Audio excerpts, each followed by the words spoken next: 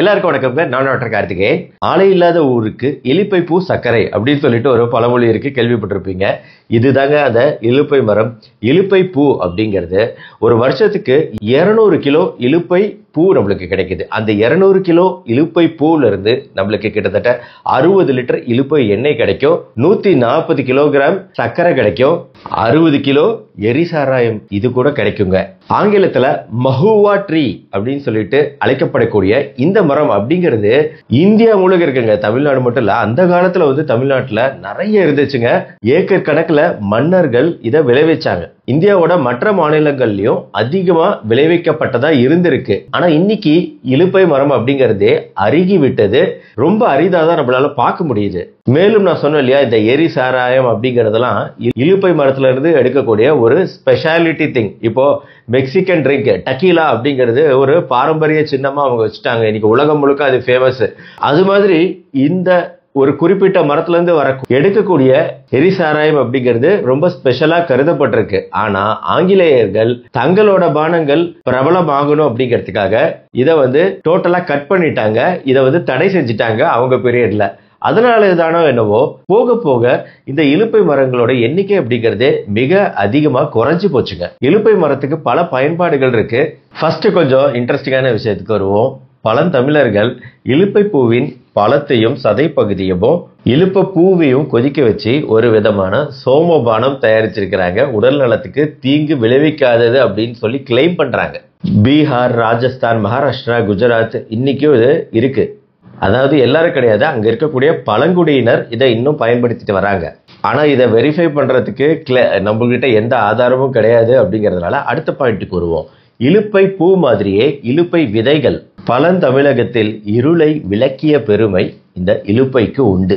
மின்சாரம் கண்டுபிடிக்கப்படாத அந்த காலத்துல இலுப்பை விதையிலிருந்து தயாரிக்கப்படும் எண்ணெயை கொண்டுதான் விளக்கு ஏற்றினார்கள். கோயிலில், வீடுகளில் விளக்கு ஏற்றினாங்க.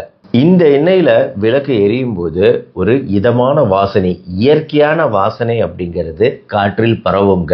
நேற்று தான் சொன்னேன், சாமிக்கு விளக்கு ஏற்றும் போது இன்னைக்கு நம்ம வாசனை எண்ணெய்கள் பயன்படுத்துறோம், இது நம்மளுக்கு தீங்கானது அப்படின்னு சொல்லிட்டு. ஏன்னா செயற்கை முறையில நம்ம கெமிக்கல் ஆட் பண்றோம் அந்த வாசனைக்காக. ஆனா இயற்கை முறையில ஒரு வாசனையோட ஒரு எண்ணெய் எரியும் அப்படின்னா அது இந்த மஹுவா ஆயில் அப்படின்னு சொல்லக்கூடிய இலுப்பை எண்ணெய் தான். இதை அந்த காலத்திலே யூஸ் பண்ணிட்டு இருந்திருக்காங்க. மேலும் நின்று நிதானமாக எரியக்கூடிய ஒரு எண்ணெய் அப்படிங்கிறதுனால தீவட்டிகள், அந்த தீப்பந்தங்கள் வச்சுக்கிட்டு தானே அந்த காலத்துல லைட்டா இருந்துச்சு. எல்லா இடத்துக்கும் வேட்டைக்கு போறதா இருந்தாலும் சரி, வீட்டை விட்டு வெளியே போறதா, காட்டுக்குள்ள போறதா இருந்தாலும் சரி, இரவு நேரத்துல அந்த தீப்பந்தங்கள் இல்ல தீவட்டிகள் வச்சுதான் போவாங்க. அதுக்கு நின்று நிதானமா எரியக்கூடிய எண்ணெயும் இந்த இலுப்பை எண்ணெய் தான். அதுக்கு இதை தான் பயன்படுத்தி இருக்கிறாங்க. இதனாலேயே அந்த காலத்துல மன்னர்கள் இலுப்பை தோப்புகளை உருவாக்கி இருக்கிறாங்க இந்த எண்ணெய்க்காக வேண்டியே. மேலும் இந்த இலுப்பை மரங்களை வயல்வெளிகளில் நட்டு வச்சோம் அப்படின்னு வைங்களேன், இதுல இருந்து வரக்கூடிய பழங்களை சாப்பிட்றதுக்கு பல்லுயிர்களும் அந்த பழங்களை நோக்கி வரும். அப்படிங்கும்போது வயல்வெளிகளில் நீங்க பயிர் செஞ்சிருக்கிற அந்த பயிர்கள் பாதுகாக்கப்படும்.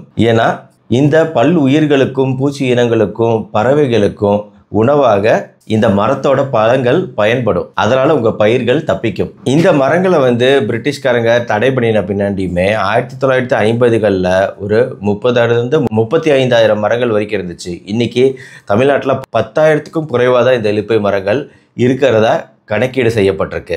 மரங்கள் அதிகமா இருந்த அந்த காலத்துல தை மாசத்துல இந்த இலுப்பை மரத்துல இருந்து இலைகள்லாம் கொட்ட ஆரம்பிச்சிடும். பங்குனி மாச கடைசியில பூ விட்டு சித்திரை மாசத்துல பிஞ்சு இறங்க ஆரம்பிச்சு ஆவணி புரட்டாசியில இலுப்பை கொட்டைகள் கிடைக்கும். ஊர்ல இருக்கிறவங்க இந்த கொட்டைகள் எல்லாம் பொறுக்கி கோயில்ல கொடுப்பாங்க.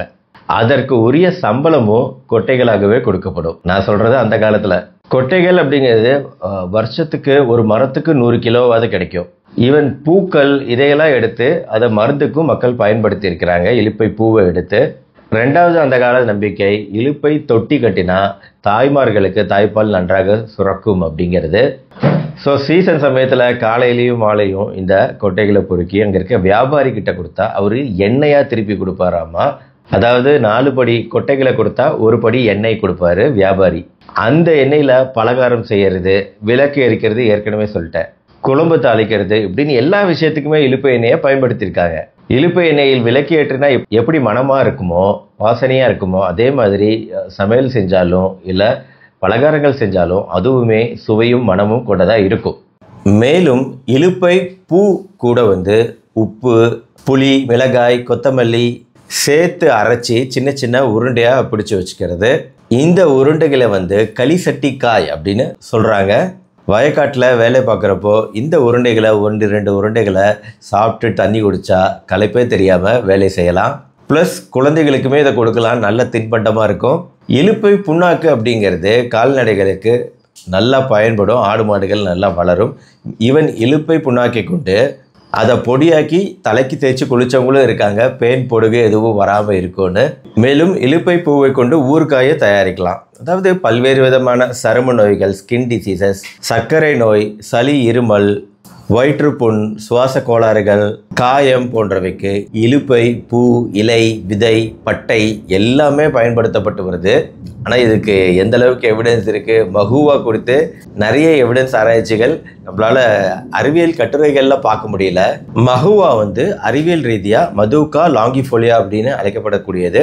அதாவது இன்றைக்கி இதோட பெனிஃபிட்ஸ் நிறைய இருக்குன்னு சொன்னாலுங்க அந்த அளவுக்கு இது கிடைக்க மாட்டேங்குது. கிடைக்கிறது எண்ணெய்களாக கிடைக்குது.